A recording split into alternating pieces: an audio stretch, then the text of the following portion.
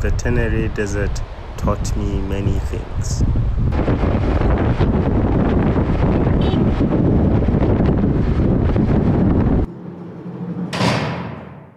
But jail taught me how fragile freedom really is.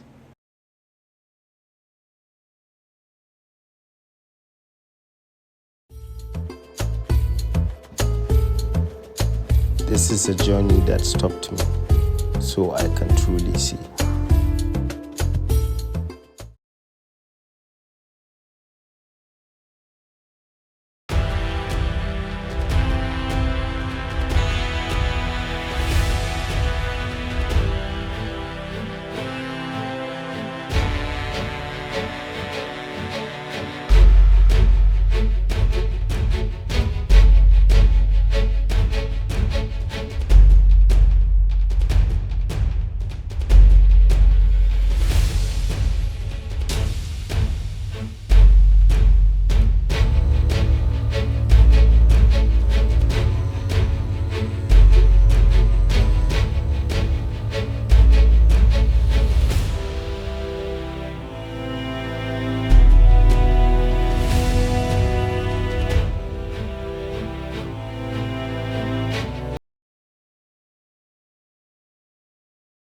Hey yo, hi, I'm Nasir Ibrahim. I'm an architect, a father of 7, and owner of a T7 and an epic adventure seeker. Come with me as I pack my gear for my journey to the Tenere. I hope you'll get to enjoy it. It's my first attempt at proper vlogging.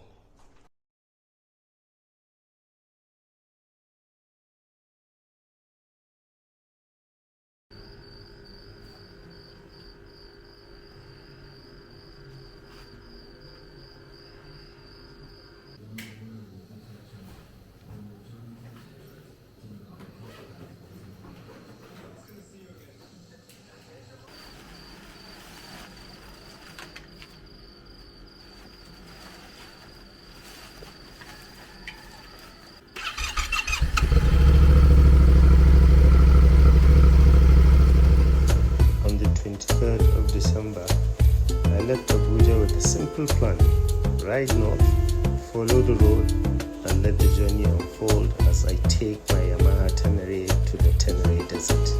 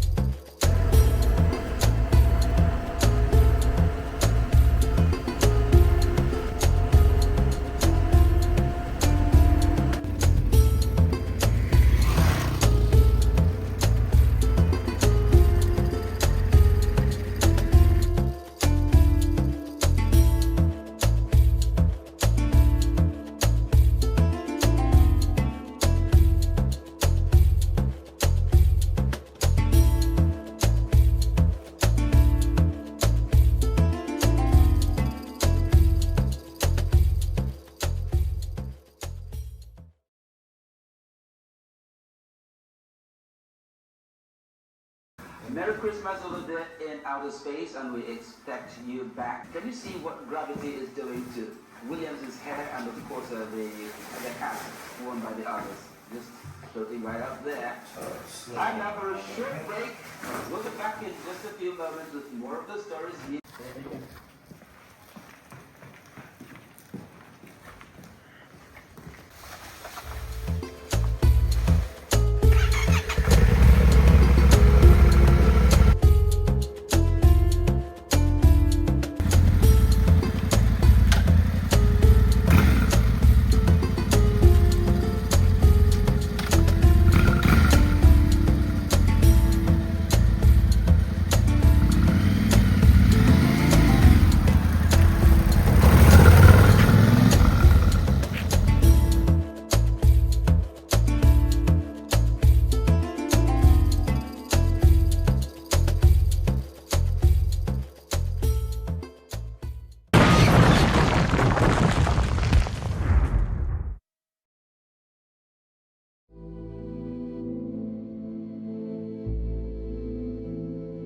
my GoPro camera went off, my phone on the quad lock went another direction, my luggage was all tattered, and I thought, oh, this is the beginning of a bad day, or this is the end of the adventure.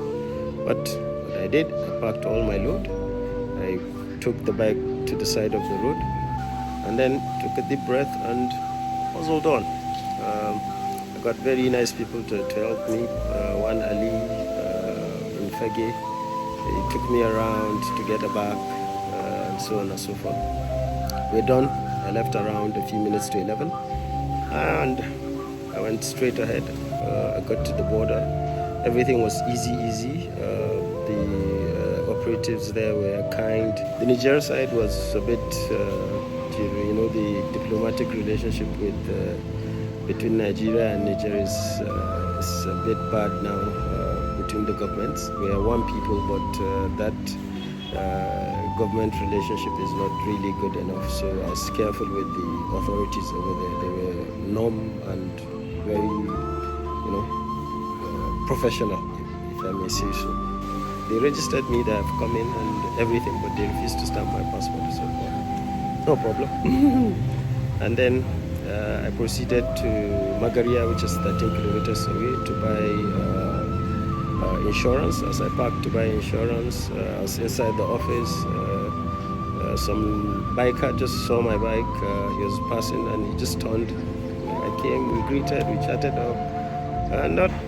Nazir just went and changed and escorted me all the way to Zinder.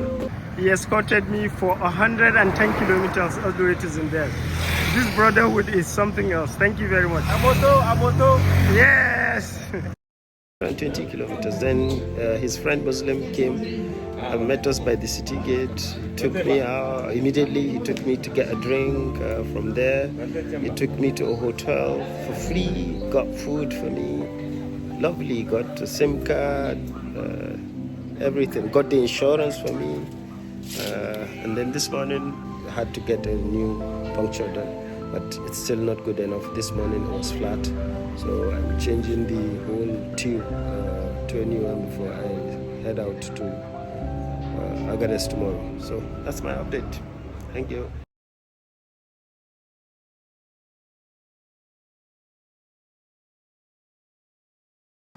Alright guys, my first meal for the day. Some macaroni, some vegetables, boiled egg, and creamy looking soup or stew. Alright, bon appetit.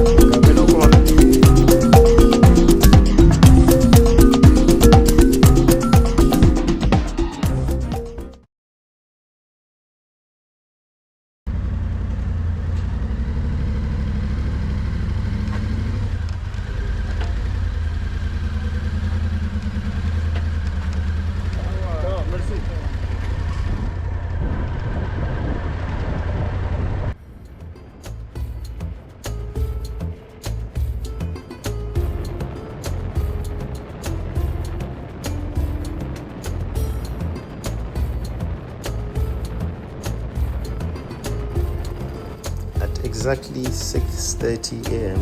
on the 27th, I rode out into the cold desert. The road was empty. The lands stretched endlessly.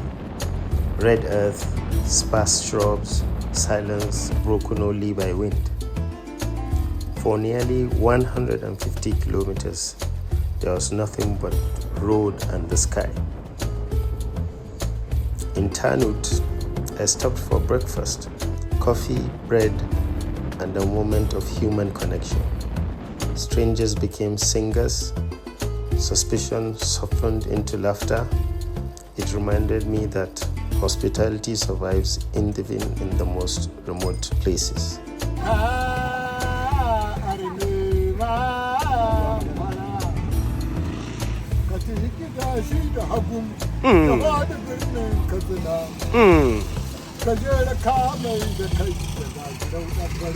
Allahu Akbar.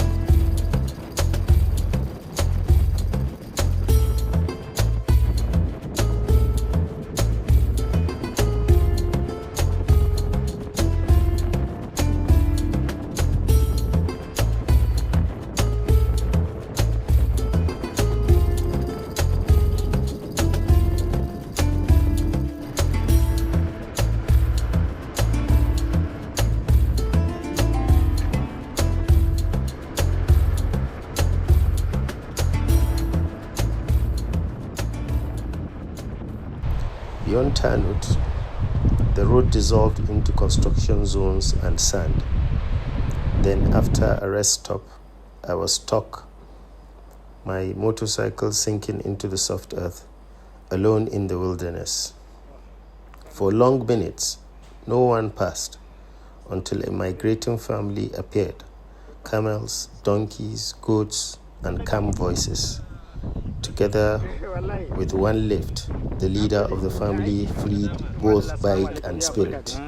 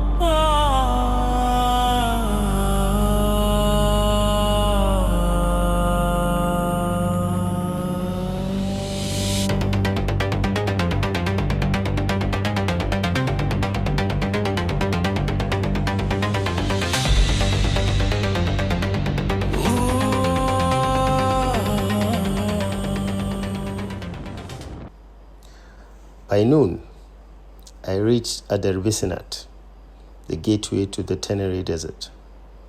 300 kilometers covered, but this was where the journey changed. What began as a routine police checkpoint turned into hours of waiting. Then detention, questions became statements, statements became silence. As regional tensions simmered between Nigeria and Niger, I became a symbol of suspicion, a camera-cladded traveler in an uneasy time. For 3 nights, I slept on a bench under an open hut, wrapped in cold, uncertainty, and faith. Eventually, I was transferred under armed escort to Agadez and handed over to a counter-terrorism unit. There, I was searched and locked in a cell.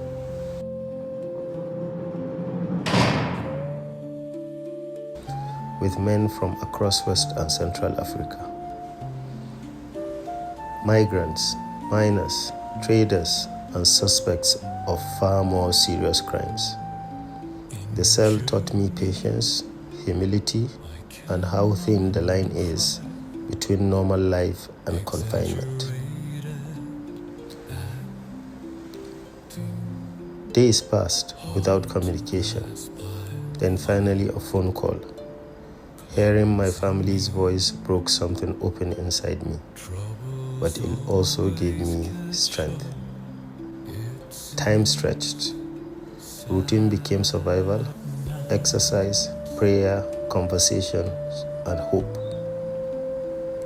Effort from family and friends paid off. I was moved from a cell to a VIP room, and I was allowed to roam the gated compound. Freedom measured in steps and permission. Days followed, slow, quiet, revealing. I shared food, prayer, stories, and space with the guards and 2 other detainees in the VIP room. In the compound, it almost seemed there was no difference between guards and detainees. Only humans, each with their own unfinished journeys.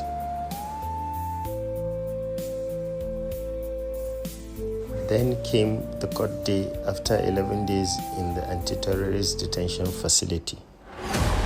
A file request from the judge, a pause, then suddenly an order for a hearing, and finally release.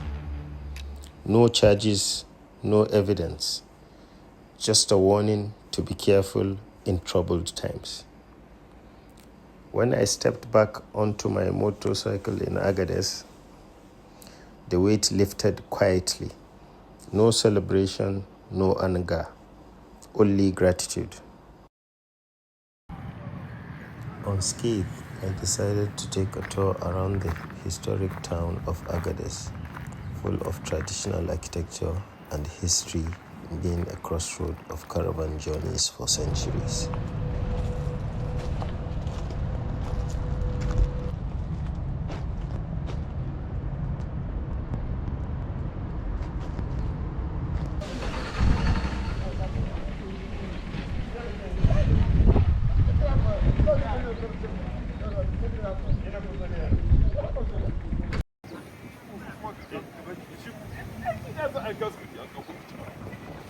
Okay, I bude. Masha Allah. Assalamu alaikum wa rahmatullahi wa barakatuh.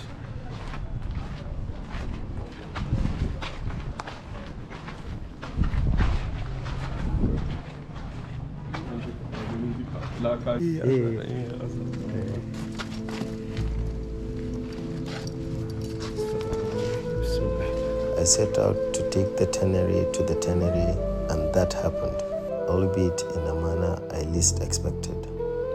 However, this journey taught me that freedom is fragile, life is an obstacle course, and dignity survives in the harshest places. That strangers can save you, that patience can protect you, and that sometimes the most important journeys are the ones that stop you so you can truly see. Miles and memories behind me, every stop, every challenge, every smile along the way make this ride more than a trip. It made it an adventure, and it was an epic adventure.